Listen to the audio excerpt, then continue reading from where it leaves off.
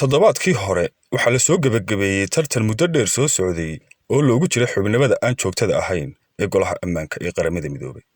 khamiistii oo ay taariikhdu ahayd 18 Juun 2020 waxaa cod lagu kala saaray Kenya iyo Djibouti oo ka mid ahaa xubno shan ah oo u tartamayay xubnimada golaha ammaanka qaramada midoobay ee sanadada 2021 iyo 2022. taas oo Kenya kaga guuleysatay Jamhuuriyadda Djibouti cod dhan 129. daawadayaal waxaynu ku falanqayn doonaa qormadeenan maanta golaha ammaanku waxa uu yahay iyo waxa uu qabto iyo muhiimadda xubnimadiisu ay leedahay. golaha ammaanka qaramada midoobay ama United Nations Security Council waa mid ka mid ah 6 waaxood ee qaramada midoobay ka kooban tahay, kuwaasi oo kala ah golaha loo dhan yahay, golaha ammaanka, golaha dhaqaalaha iyo arrimaha bulshada, maxkamadda caalamiga ee cadaaladda, trusteeship iyo xafiiska xogayaha guud.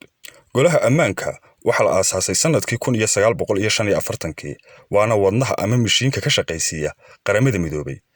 sida hadafkiisa ku cad, goluhu waxa uu u xil saaran yahay sugidda nabadda iyo ammaanka bulshooyinka dunida. mas-uuliyadiisana waxaa ka mid ah in uu baadho khataraha ka dhanka ah nabadda dunida, in uu soo jeediyo qaraarada qaramada midoobay, inuu cunaqabatayn saari karo ama ka qaadi karo dalalka, inuu meel marin karo faragelimaha military, in uu soo xulo xogayaha guud ee qaramada midoobay. goluhu waxa uu ka kooban yahay 15 xubnood oo loo qaybiyo 2 qaybood oo kala ah xubnaha joogtada ah iyo xubnaha aan joogtada ahayn. xubnaha joogtada ahi waa xubno aan la bedelin tan iyo waagii la aasaasay golaha. waa 5 dal ee ku adkaaday dagaalkii labaad ee dunida ee kala ahaa Mareykanka, Ingiriiska, Ruushka, Faransiiska iyo Shiinaha. dalalka shanta ahi waa xubnaha leh awoodda diidmada qayaxan loona yaqaan veto power. taasi oo macnaheedu yahay haddii midkood arrin ama qaraar ay keeneen dalalka kale oo dhan uu ku diido diidmada qayaxan, aanay wax haba yaraatee soconaya aanay jirin.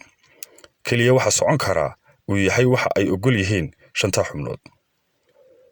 10 xubnood ee kale waa kuwo aan joogto ahayn oo labadii sanaba ay doortaan golaha loo dhan yahay qaramada midoobay.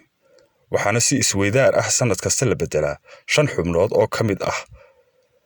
dunidana waxaa loogu qaybiyey Afrika 3 xubnood, Asia iyo wadamada Pacifica 2 xubnood, Yurubta bari 1 xubin, Latin America iyo Caribbean-ka 2 xubnood, Yurubta galbeed iyo others 2 xubnood. si aynu u fahanno sababta awoodda dheeriga ah siisa xubnaha joogtada ah, bal aan dib u milicsano sababihii keenay aasaaska golaha ammaanka iyo guud ahaan qaramada midoobay. horraantii qarnigii 20aad waxaa Yurub ka aloosmay hirdan siyaasadeed oo u dhaxeeyay 2 xulafo oo kala ahaa Ingiriiska, Faransiiska iyo Ruushka oo dhinac ah, Jarmalka, Austria-Hungary iyo boqortooyada Cismaaniyiinta oo iyana dhinac ah, loona yaqaanay quwadaha dhexe. labada xulafo waa quwadihii uu dhex maray dagaalkii koobaad ee dunida, dagaalkaas oo ka dhashay dilkii magaalada Sarajevo lagu dilay Frank Ferdinand oo ahaa dhaxal sugihii boqortooyada Austria-Hungary. dagaalkaas oo sababay burbur laxaad leh ayaa 1918 oo ku siman hilaadii uu soo afjarmay dagaalku. se weli colaadii jirto ayaa madaxweynihii Mareykanka ee Andrew Wilson soo jeediyey baaq ka koobnaa 14 qodob oo waqtigaa u arkayay inuu xal u noqon karo lagaga hortago sidii aan dunida mar dambe dagaal kale uga dhicin. qorshahaas ama soo jeedintaasi waa ta keentay in la yagleelo goloweyne dunidii xorta ahayd meel isugu keenay oo markii ugu horreysay kulansiiyey quwadihii loolunku ka dhexeeyey, waana golihii loogu wanqalay League of Nations. ididiiladaasi waxa cimrigeedii soo gaabtay sanadkii 1933 markii Jarmalka iyo Jabaan ay u arkeen in goluhu u adeegayo danaha xulafadii ay ishayeen, xubinnimadoodiina kala laabteen. Talyaaniga oo isna saluugay habka iyo hanaanka League of Nations ayaa isna 1937 maray halkii ay mareen labadaas dal. qoodhxire kuma heshiiso ayaa la yidhi hibashadii iyo goolaaftankii u dhaxeeyay labada xulafo waxa uu mar kale dagaal foolkafool ah oo u eeg kii rooni reerka ha u hadho la isku hub urursaday la iskuna galay 1939. waa dagaalkii la baxay dagaalkii labaad ee dunida, waana ka soo afjaray ugu dambayn xulafadii Jarmalku hogaaminayay. madaxweynihii Maraykanka Franklin Roosevelt ayaa kulan uu ku marti qaaday hogaamiyayaashii Ingiriiska iyo Ruushka soo hordhigay hindise uu ugu yeedhay ka hortag dagaal kale oo dunida ka qarxa ama awoodo hor leh oo dunida kula loolama u abuurmi karin in la sameeyo gole hawlahaas qabta oo uu u bixiyey golaha ammaanka oo ka hoos shaqeeya qaramada midoobay. waxa kale oo uu Roosevelt isla sanadkaasi 1942 soo jeediyey in golaha ammaanka lagu soo daro Shiinaha. waxa isna ra'iisul wasaarihii Ingiriiska ee Churchill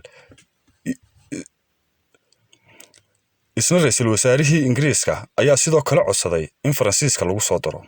halkaas ayaa 5 wadan ku wada saxeexdeen heshiiskii ugu horreeyay ee lagu abuuray qaramada midoobay kaasi oo la magac baxay United Nations Charter. xubnahaasina waxay ku noqdeen xubnihii ugu horreeyay ee golaha ammaanka. markii qaramada midoobay dalal kale ku soo biireen ee golihii ammaankana xubnihiisii la kordhiyey ayaa 5tii xubnood si aanay ula mid noqon dalalka kale isa siiyeen awoodda diidmada qayaxan. tan iyo waagaas qaramada midoobay waxay ahayd hay'ad u dhisan oo ilaalisa danaha 5 dal.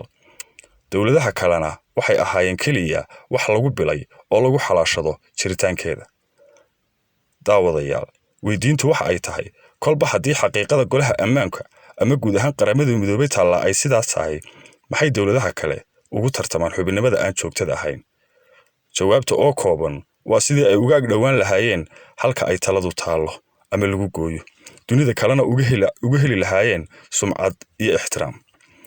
daawadayaal, qormadan maanta halkaas ayaan ku soo afmeeraynaa.